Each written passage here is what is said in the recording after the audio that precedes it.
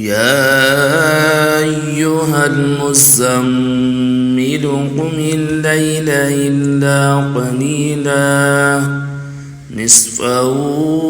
أو انقص منه قليلا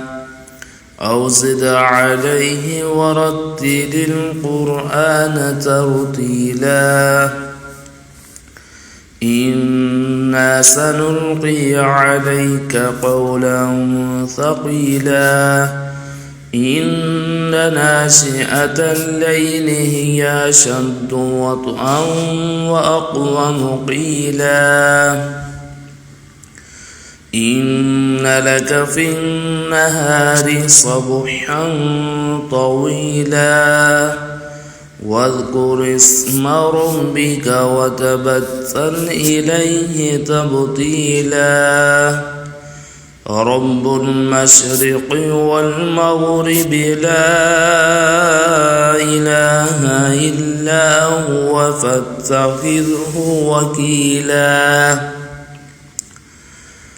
واصبر على ما يقولون واهجرهم هجرا جميلا وذرني والمكذبين أولي النعمة ومهلهم قليلا إن لدينا أنكالا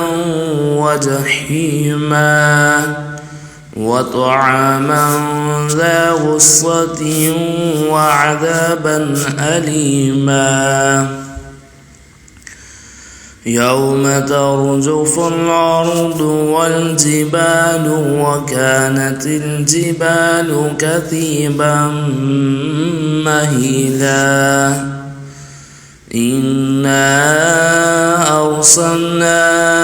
إليكم رسولا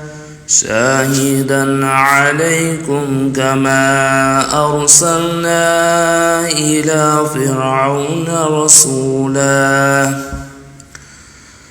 فعصى فرعون الرسول فأخذناه أخذا وبيلا فكيف تتقون إن كفرتم يوما يجعل الولدان شيبا السماء منفطر به كان وعده مفعولا إن هذه تذكرة فمن شاء اتخذ إلى ربه سبيلا إن ربك يعلم أنك تقوم أدنى من ثلثي الليل ونصفه وثلثه وطائفة من الذين معك والله يقدر الليل والنهار علم أن لن تحصوه فتاب عليكم فاقرؤوا ما تيسر من القرآن علم أن سيكون منكم مرضى وآخرون يضربون في الأرض يبتغون من فضل الله وآخرون يقاتلون في سبيل الله فاقرؤوا ما تيسر منه وأقيموا الصلاة وآتوا الزكاة وأقرضوا الله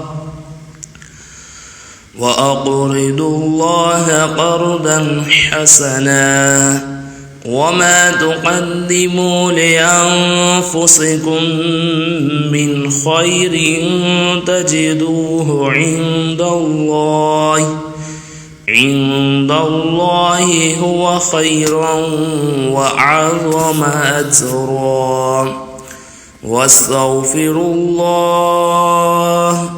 إن إن الله غفور رحيم.